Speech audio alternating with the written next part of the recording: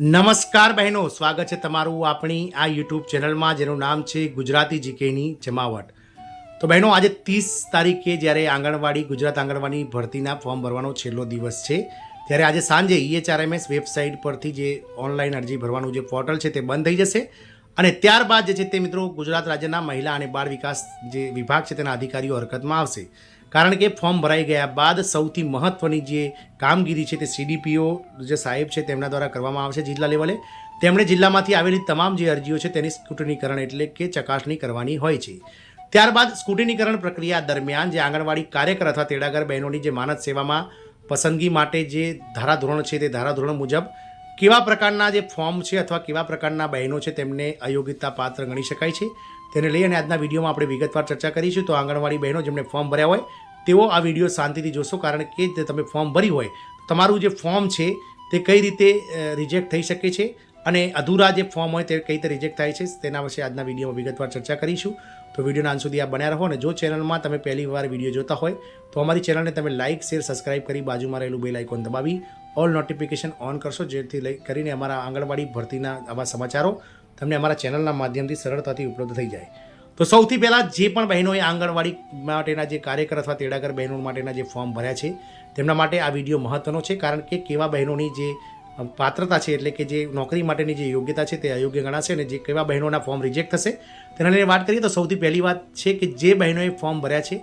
તેમાં form step 1 થી લઈને સ્ટેપ 4 સુધીના જેમણે કમ્પ્લીટ કર્યા છે ઓનલાઈન ફોર્મ એટલે કે જે ડોક્યુમેન્ટ અપલોડ કરવાના છે સૌથી મહત્ત્વની બાબત, તે તમામ પ્રક્રિયાઓ જે સબમિશન કરે છે તેવા બહેનોના ફોર્મ જ એક્સેપ્ટ કરવામાં આવશે. જ્યારે CDPO સાહેબ દ્વારા આગામી 10 દિવસમાં એટલે કે 10 ઓક્ટોબર સુધીમાં તમામ જિલ્લા લેવલે સ્ક્રુટિનીકરણની જે પ્રક્રિયા શરૂ કરવામાં આવશે ચકાસણીની. એમાં સૌથી પહેલાં આ ચેક કરાશે કે કોઈ બહેનોએ જો ફોર્મમાં અયોગ્ય વિગત દર્શાવી હોય, કોઈ કોલમ ખાલી રાખી હોય અથવા તો જો ડોક્યુમેન્ટ્સ અપલોડ નહીં કર્યા હોય તેવી અરજીઓને રિજેક્ટ કરી દેવામાં આવશે. સૌથી મહત્ત્વની બાબત આ છે. ત્યારબાદ આંગણવાડી કાર્યકર તેડાગર બહેનોની માનદ સેવામાં પસંદગી માટેની અન્ય વાત કરીએ અયોગ્યતાની, એટલે કે કઈ યોગ્યતાઓ ના હોય અથવા તો અયોગ્યતા હોય તો ફોર્મ રિજેક્ટ થઈ શકે છે અથવા તો તેમની પસંદગી માટે તેમને રિજેક્ટ કરી શકાય છે. તો વાત કરીએ તો આંગણવાડી કાર્યકર તેડાગર બહેનોની માનદ સેવામાં પસંદગી માટેના નીચેના કારણોસર અરજદારને અયોગ્ય ગણવામાં આવશે.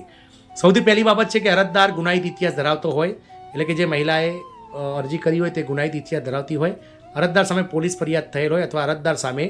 નામદાર કોર્ટ દ્વારા અરજદારને સજા જાહેર કરવામાં આવેલી હોય. આ ત્રણેય કિસ્સામાં કોઈ બહેને ફોર્મ ભરેલું હોય તો તેમનું ફોર્મ રિજેક્ટ થઈ શકે છે. બીજું છે અરજદારને નાદાર જાહેર કરવામાં આવેલો હોય, એટલે કે કોઈ પણ સરકારી ડિફોલ્ટર જાહેર કરાયો હોય અથવા નાદાર જાહેર કરાયેલા હોય તેવા બહેનોની જે છે તે અરજી રિજેક્ટ થઈ શકે છે. ત્રીજું છે દંડનીય કાર્યવાહીના ભાગરૂપે અરજદારને અગાઉના કોઈ પણ સરકારી અથવા તો અર્ધ સરકારી માનદ સેવામાંથી ફરજ મુક્ત કરવામાં આવેલ હોય, એટલે કે તમે આના પહેલાં કોઈ અલગ જેમ કે મધ્યાહન ભોજન યોજના હોય અથવા કોઈ નિગમમાં કોઈ જગ્યાએ કામ કરતા હોય અને સરકારના અલગ વિભાગોમાં સરકારી અથવા અર્ધ સરકારી અથવા માનદ સેવામાં તમે કામ કરેલા હોય અને તમને સસ્પેન્ડ કરવામાં આવ્યા હોય, એટલે કે ફરજ મોકૂફ હોય અને તમે આ માહિતી છુપાવી અને તમે ફોર્મ ભર્યું હોય તો તમારું ફોર્મ રિજેક્ટ થઈ શકે છે અને તમારી જે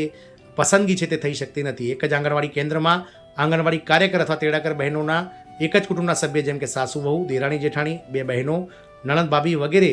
જેવી પરિસ્થિતિ થશે તો તેવા બહેનોના ફોર્મ ભરે તેમને મેરિટમાં નામ આવ્યું હોય તેમ પણ તે રિજેક્ટ થઈ શકે છે. 5મું છે અરજદાર કોઈપણ સ્થાનિક સ્વરાજ્ય સંસ્થા જેવી કે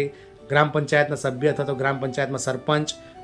મ્યુનિસિપાલિટીમાં કોર્પોરેટર હોય અથવા તો ધારાસભ્ય હોય, વિધાનસભા, લોકસભા અથવા કોઈપણ સહકારી સંસ્થા, રજિસ્ટર સોસાયટી, રજિસ્ટર ટ્રસ્ટના માનદ સેવાનું અથવા ચૂંટાયેલું પદ ધરાવતા હોય તો તેવા જો બહેનો હોય અને તેમણે આ માહિતી છુપાવી હોય તો તેમનું પણ જે છે તે ફોર્મ રિજેક્ટ થઈ શકે છે. આમ આટલા જે ફોર્મ છે તે રિજેક્ટ થઈ શકે છે. સૌથી મહત્ત્વની બાબત છે